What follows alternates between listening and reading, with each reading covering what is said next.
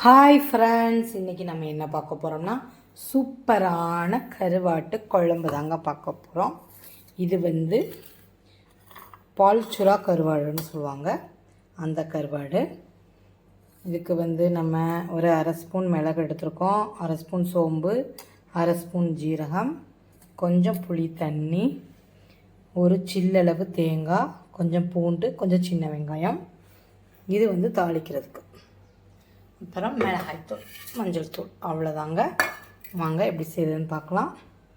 இப்போ இதெல்லாம் நம்ம அரைச்சிக்கலாம். ஜீரகம், மிளகு, சோம்பு,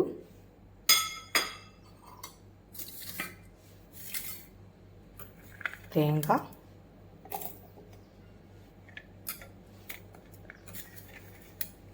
இதை நைஸாக அரைச்சிட்டு அப்புறமா பூண்டும் வெங்காயத்தையும் சேர்த்துக்கலாம். இப்போ அடுப்பில் ஒரு கடாயை வச்சுக்கலாம்.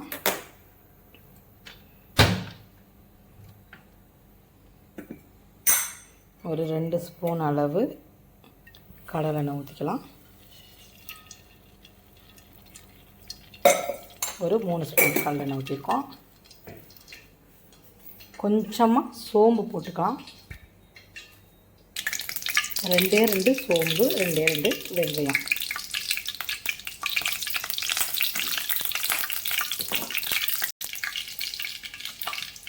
கொஞ்சம் கருவேப்பிலை,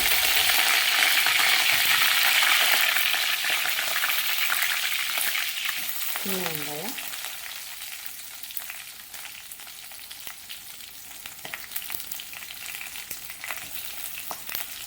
ரெண்டு பச்சை மிளகாய்,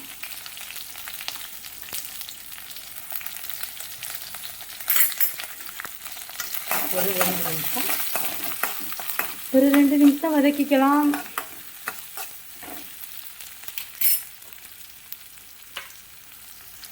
இப்போ பூண்டும் சேர்த்துக்கலாம். பூண்டு அவங்கவுங்களுக்கு எவ்வளோ பிடிக்குமோ அந்த மாதிரி சேர்த்துக்கோங்க. ஏன்னா ஒவ்வொருத்தவங்களுக்கு இந்த பூண்டு இதெல்லாம் ரொம்ப பிடிக்கும், அவங்க கொஞ்சம் அதிகமாக சேர்த்துக்கோங்க. பூண்டு போட்டுட்டு ஒரு 2 நிமிஷம் நல்லா வதக்கிக்கலாம்.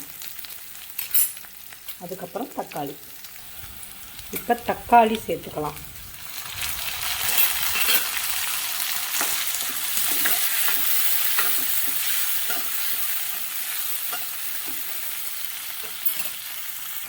இப்போ வதங்கிடுச்சுங்க.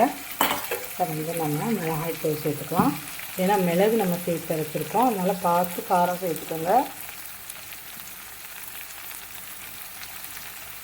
இந்த மிளகாய்த்தூள் அவ்வளோவா காரம் இருக்காது, அதனால் 2 ஸ்பூன் அளவு நான் சேர்த்துருக்கேன். 1 ஸ்பூன் அளவு மஞ்சள் தூள் சேர்த்துக்கோங்க.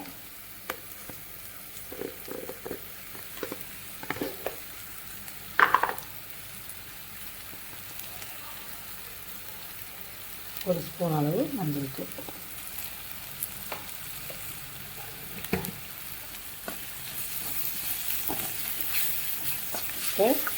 மிளகாய்த்தூளோட பச்சை வாசனை போகிற அளவுக்கு வதக்கிக்கலாம். ஒவ்வொரு கருவாடில் உப்பு இருக்குங்க, அதனால் உப்பு சேர்க்கறது மட்டும் கருவாட்டு குழம்பு வைக்கையில் நம்ம பார்த்து சேர்த்துக்கணும். உப்பு அதிகமாக இருந்தால் சாப்பிட முடியாது. அதனால் கருவாடை போட்டு கொதித்ததுக்கப்புறம் நம்ம உப்பு செக் பண்ணிவிட்டு அப்புறம் உப்பு தேவைன்னா போட்டுக்கலாம். அரைச்சி வச்ச மிளகு, சீரகம், தேங்காய், சின்ன வெங்காயம் எல்லாத்தையும் சேர்த்துக்கலாம்.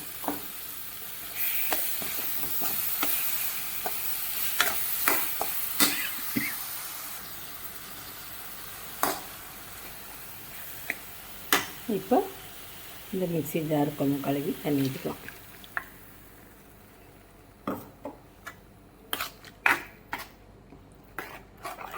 இது மருந்து குழம்பு மாதிரியும் இருக்குங்க. குழந்தை பிறந்தவங்களுக்கு நல்லா பால் ஊறும். இது நம்ம மிளகு சீரகம்லாம் போட்டிருக்கனால நல்லா குழம்பு நல்லா டேஸ்ட்டாகவும் இருக்கும், மருத்துவ குணமாகவும் இருக்கும். பால் ஊறும்னு சொல்லுவாங்க. இப்போ புளி கொஞ்சம் கம்மியாகவே ஊற்றிக்கலாம். நான் கரைச்சி வச்சுருக்கேன்.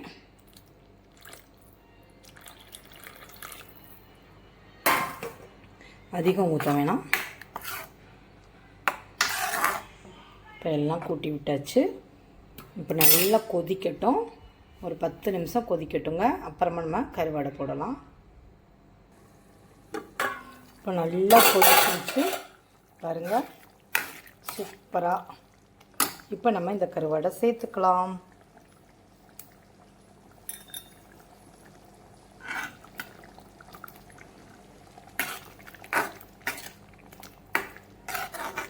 ஒரு 10 நிமிஷம் அப்படியே கொதிக்கட்டும், கருவாடும் வேகட்டும். அப்புறமா நம்ம உப்பை செக் பண்ணிவிட்டு உப்பு சேர்த்துக்கலாம்.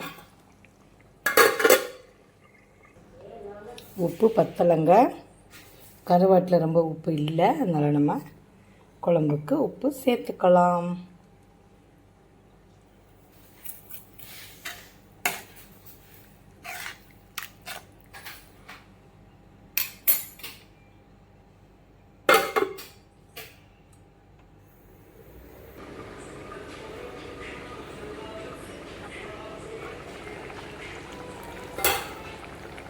சூப்பரான கருவாட்டு குழம்பு ரெடி ஆயிடுச்சு. நீங்களும் இந்த மாதிரி மருந்து குழம்பு மாதிரி வச்சு சாப்பிடுங்க. மிளகு சீரகம் எல்லாம் சேர்ந்துருக்கனால சளிக்கும் நல்லது. கருவாடு எல்லாருக்கும், குழந்தைங்களுக்கு பால் கொடுக்குறவங்க சாப்பிட்டா நல்லா பால் ஊறுங்க. இதில் நம்ம மிளகு சீரகம் எல்லாம் சேர்த்துருக்கனால ரொம்ப சூப்பராக இருக்கும், செரிமானம் ஆகும், நல்லாயிருக்கும். நீங்களும் உங்கள் வீட்டில் இந்த மாதிரி சூப்பரான பால் சுறா கருவாட்டு குழம்பு வச்சு பார்த்து எப்படி இருக்குன்னு எனக்கு கட்டாயம் கமெண்ட் பண்ணுங்கள். சப்ஸ்கிரைப் பண்ண எல்லாருக்கும் ரொம்ப நன்றி. சப்ஸ்கிரைப் பண்ணாதவங்க தயவு செய்து சப்ஸ்கிரைப் பண்ணிவிட்டு பாருங்கள். அப்போ தான் நம்ம அடுத்தடுத்த வீடியோ போடுறதுக்கு நமக்கும் ஆர்வமாக இருக்கும். Thank you friends. சூப்பரான கருவாட்டு குழம்பு.